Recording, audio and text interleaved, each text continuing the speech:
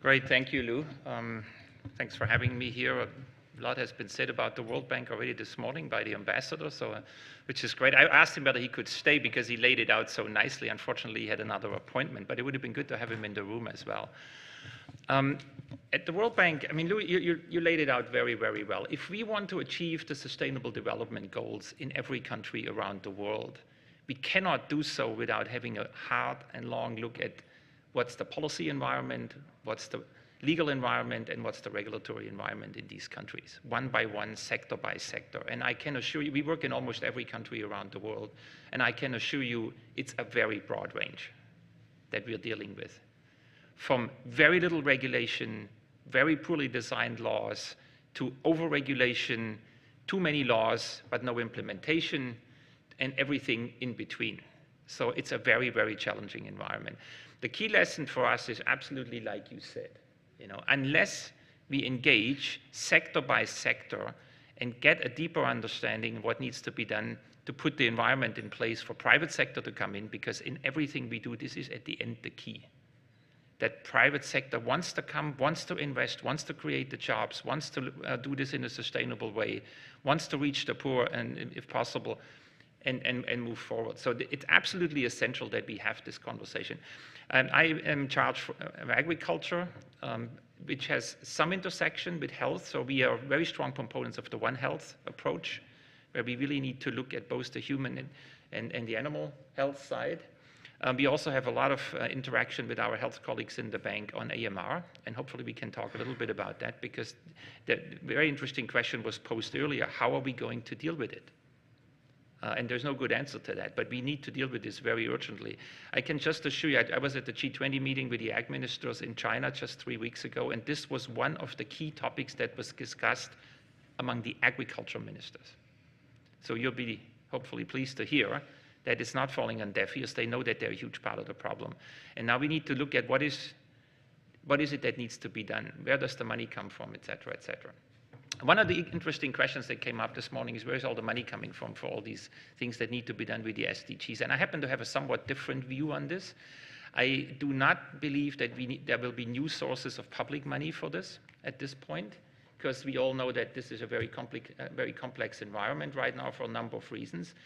But what very few people often talk about is that, and this is true for, you talked about energy earlier this morning, it's the same in agriculture. There are massive subsidies programs around the world in both of these sectors, both in energy and agriculture. Energy is close to $1 trillion. In agriculture, it's about $500 billion of public money that governments around the world invest in their agriculture sector or in their farmers. They usually call it subsidies. Our line is to say, don't reduce those, actually even not in this country, but use them very differently. Use them so that you get a public goods outcome of that investment.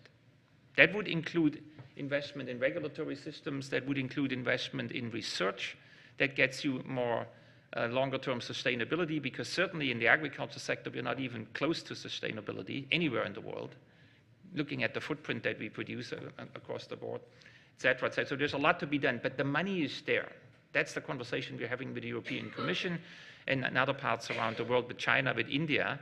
It's not a lack of money.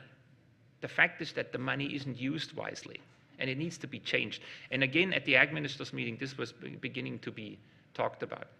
But let me talk a little bit about our public-private partnership that we have with the FDA and a number of private sector actors and standard-setting agencies, academic institutions around the world. One of the roles that we have at the World Bank is a convening role. It doesn't mean we have to lead it or we have to necessarily drive it, but we can create a platform for global actors. And we are very neutral. So we are increasingly providing this opportunity around major themes of our time, of a public goods nature, that brings private sector companies in the pre-competitive space to discuss ways forward, to sort of bridge that divide from the regulatory side to the private sector side. And we've produced a joint strategy. I have some documents here, but they're also on the web. And I have to say, it's not easy. And it isn't going as fast as I would like it to see, but it is actually getting traction. Now, we are really beginning to see some very concrete outcomes. We've agreed on a joint strategy, and this is companies and public sector. We've agreed on a joint strategy. We're putting some real money behind it. And we are doing very concrete things differently from the way they were done in the past. Moving from a piecemeal approach where and a very good example is China. Everybody works on China. Everybody knows food safety is a massive problem in China. Every company that's there does some training. Every donor that works in China has this as on their agenda. Now we're pulling all this together, taking it upstream, and really do it much more systematically and in a much more structured way. So is this important? Hugely important. Is it important only in food sector? It's important in every sector. Let me just give you one more example, and that's in the land. Land for agriculture is absolutely essential. In Africa, only 15% of the land area actually is in any way or form regulated. There's no cadastre. Yes, there may be some traditional ownership rights, but they're not documented anywhere, therefore they're not defensible. It's a huge problem. So we need to get into this sector by sector. I mean, you know more about the health sector than me, so I will stay away from that for the moment. But in the other sectors, it's the same story. So is this a good investment? Yes. Do we need to convince the ministers of finance that it's a wise investment and good return for the dollar? Absolutely. And we're just discussing this and we're working on this. You've got to make the case on the economics of it. And we're doing it in AMR right now. There is now more and more figures floating around that this is a $1 trillion problem, that if not addressed, will become an absolute nightmare. So maybe let me stop here and maybe we can have a conversation around some of the topics that I touched. Thanks, Lou.